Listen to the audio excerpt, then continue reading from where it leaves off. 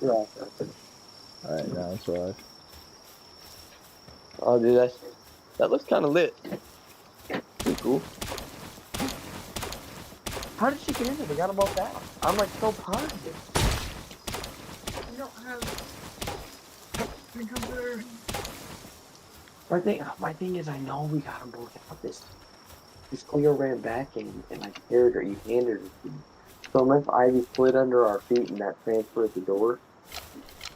Look up from the fire. I don't want to. I'm here for this shit a bit.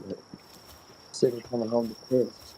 Me too. Naturally, right in your spot where you sleep. Oh, there's two.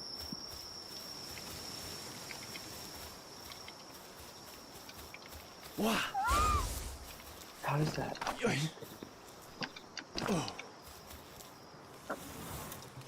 Is there pee on your pillow? As it came by my face, I thought it smelled pee. I'm just smelling it in the air in here. That's what it is. Dude, this bitch ass. Oh! Tomorrow, Aaron's like running. Pee. All pee.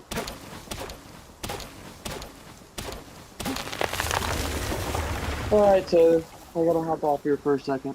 Alright, If baby. you're off for the night, then I'll talk to you tomorrow. But if you're not, I'll be on in like 15 minutes. I just gotta do a quick pickup. Alright, Brody. Alright, brother. Peace. Deuces.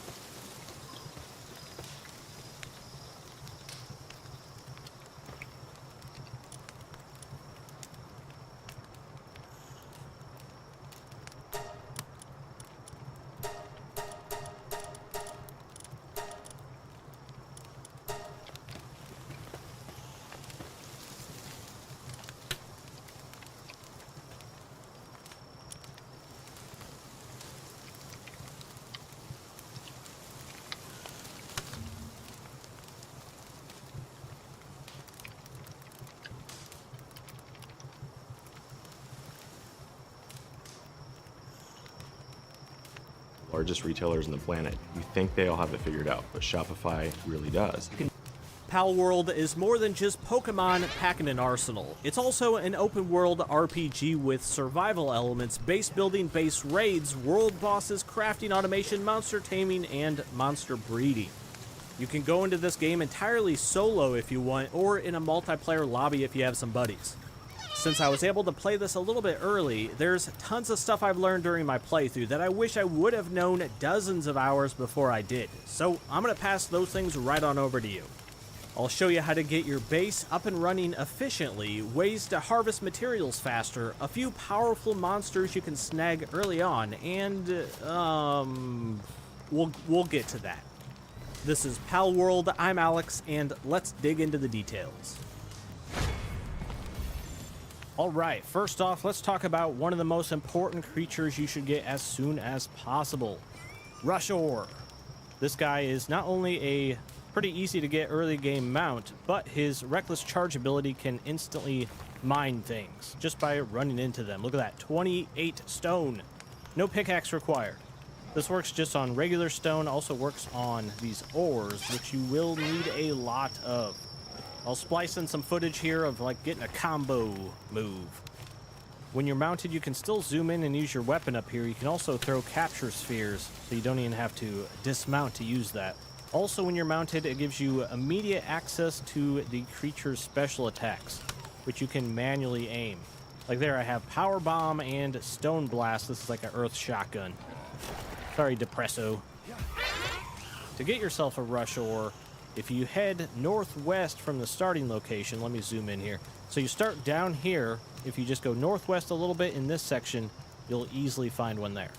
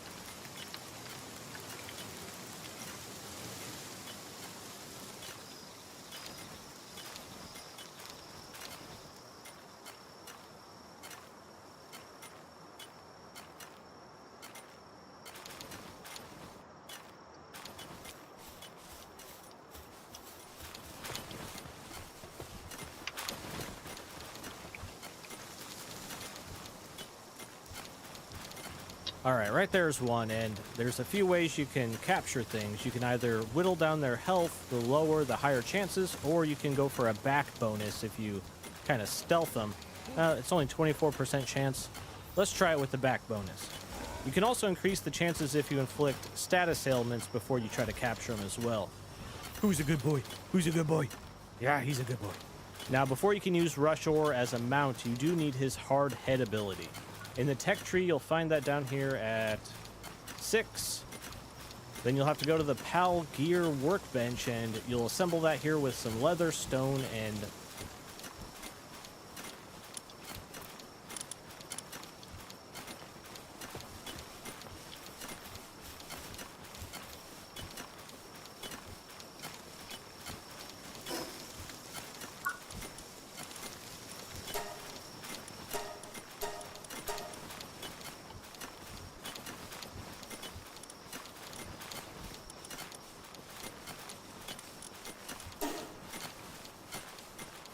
palladium fragments. And a little bit later on, you'll be able to get an even better mining creature, the Digtoys. This thing is pretty awesome. So it'll automatically start to mine stuff. Also, its drill crusher move will just send it into full-on mining drill mode. If you want to get one of these, you'll need to head pretty far northwest of the starting location, up in here. That's probably my favorite creature design in the game. His drills even spin around as he attacks. I have no interest in war. They're all just childish skirmishes. Love that guy. You can also put down these traps to help you capture. I'm going to put down one of these basic hanging traps. And if you get somebody to walk into it, come on. Come on, Chickapee. Come on, Chickapee. So you can either try to capture them like that, or you can actually continue to whittle down their health beforehand. Get them as close as possible. And I got them.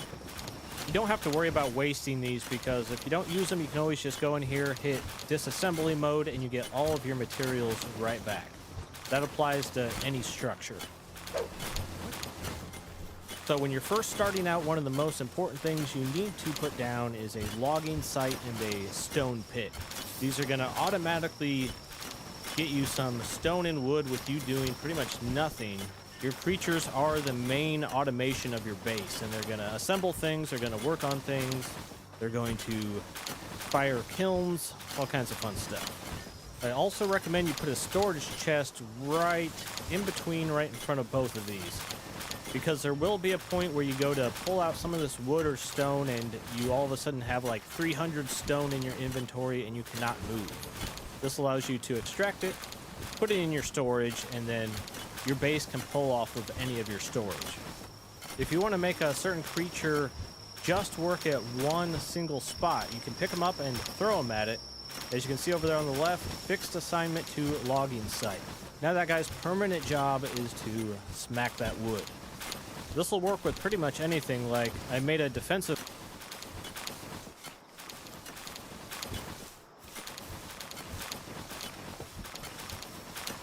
Yep.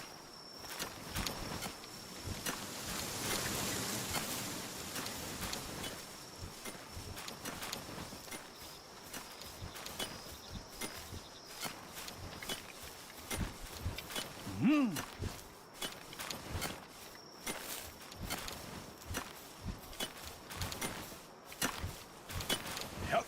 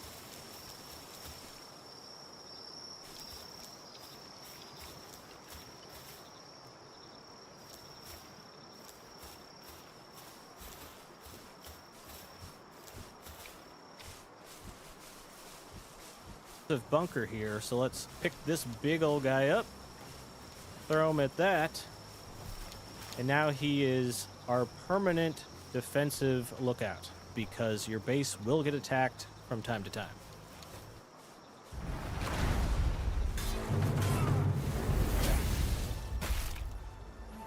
Can you tell what Oh, I'm getting raided by fangirls who can't contain their love. What? This game's weird, guys. If you're not manually assigning your creatures, they're going to do one of these things they're good at, listed over here in work suitability. Kindling is to power fire sources, planting is to plant fields, handiwork is to help construct and build things, lumbering is to chop down trees and stuff, medicine production will help you construct medicine at that workbench, transporting will move dropped items into a nearby storage chest, watering will water plants, generating electricity will power electric devices, gathering will get things like seeds and berries, mining will mine stone, cooling will power things like refrigerators, and farming is creatures at work at the ranch. I'll get more into the ranch later because that's an important mechanic. Also, you need to make sure you have plenty of beds for everybody in your base and some food in your feed box, which I have none of at the moment. So let's throw some fried eggs in there. Then creatures will stop by and have a little snack when they're hungry. Depending on the type of egg you put in these incubators, they're going to have different requirements. Like it says, seems a little cold. And if you try to satisfy those requirements, like I'm going to put a campfire right next to this, it'll speed up the time it takes for the egg to hatch. I took it from 8 minutes down to 5:30. It's still a little bit cold. I could put some other fire sources near it and speed it up even more if I wanted to. That's fine for now. Once you get to the point where you start having some guns, you're going to need a lot of ammo, and ammo takes forever to craft. That's where the Rib Bunny comes in. I like to get one of these and permanently assign them to one of my weapon workbenches.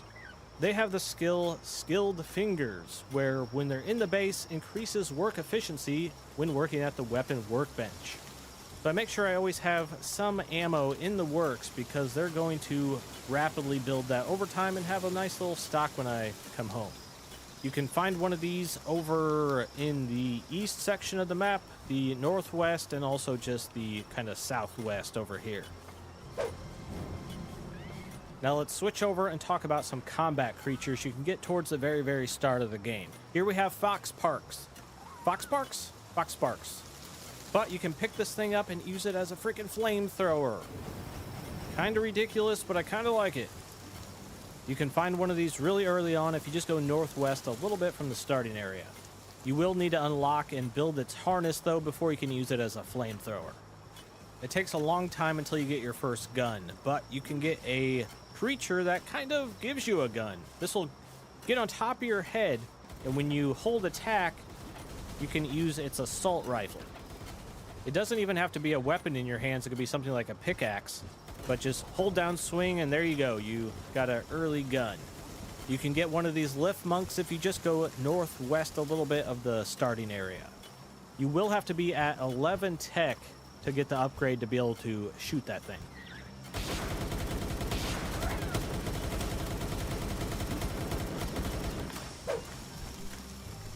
You probably also want to get a flying mount as soon as possible, so let me show you how to get a Nightwing.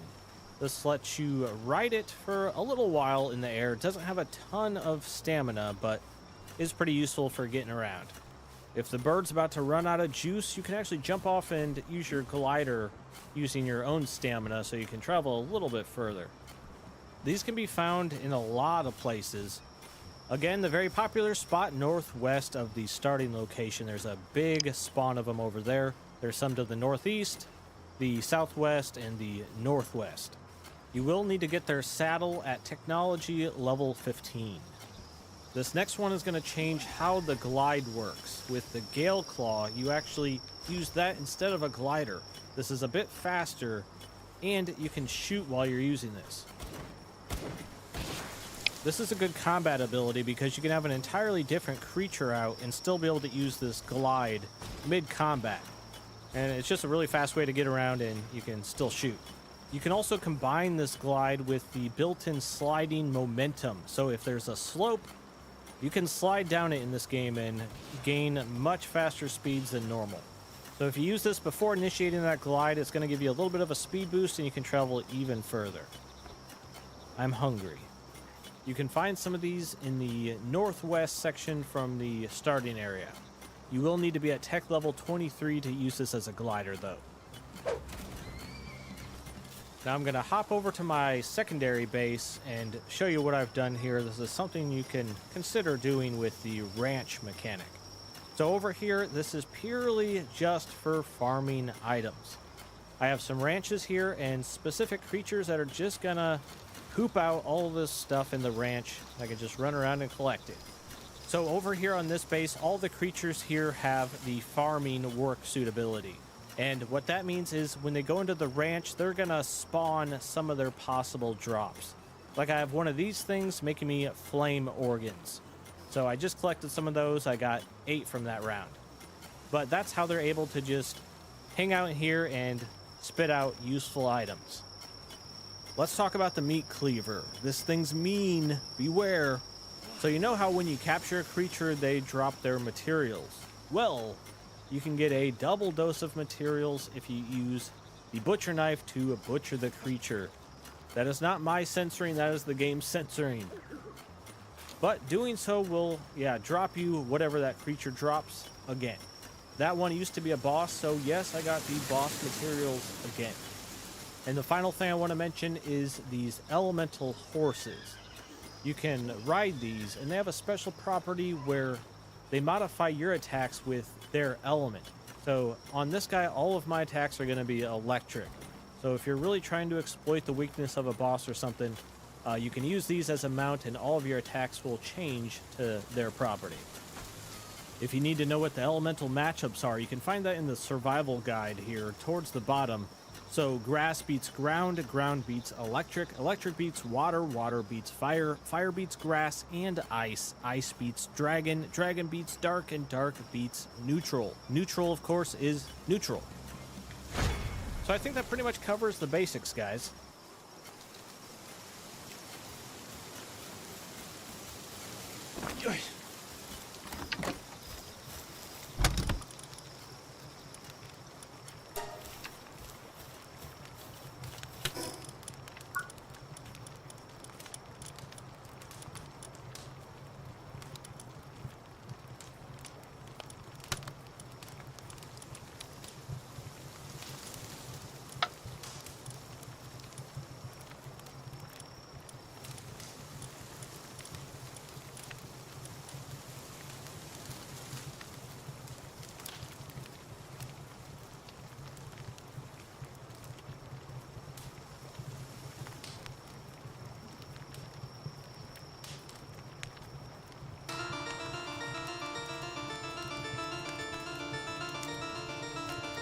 We've been playing a bunch of Palworlds, and the start of the game is perhaps... So when you're first... Because casual basically means pals are easier to catch, you get additional XP, you gather resources quicker, eggs incubate fast, so then you get the character sort of creator, you can really make the character how you want, but for the beginning of... But for now, we just wanted to pick up everything we could, got 2 stat points that we...